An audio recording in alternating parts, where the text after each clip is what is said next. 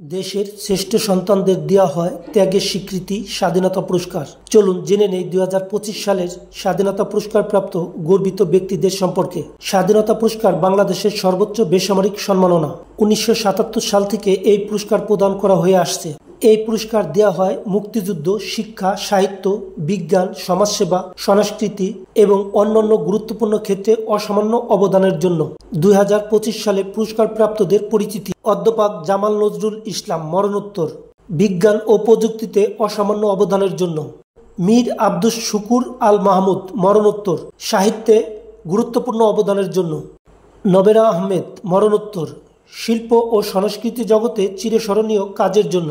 Sir Fazle Hasan আবেদ, মরণোত্তর, সমাজসেবায় বৈপ্লবিক অবদানের জন্য। মোহাম্মদ মাহবুবুল হক খান ওরফে আজম খান, মরণোত্তর, মুক্তিযুদ্ধ ও সঙ্গীত জগতে অবিস্মরণীয় ভূমিকার জন্য। বদরুদ্দিন আহমেদ ওমর, শিক্ষা ও গবেষণায় উল্লেখযোগ্য অবদানের জন্য। আবরার ফাহাদ, মরণোত্তর, প্রতিবাদী তারুণ্যের প্রতীক, ন্যায়ের পথে অটল থাকার অনুপ্রেরণার জন্য।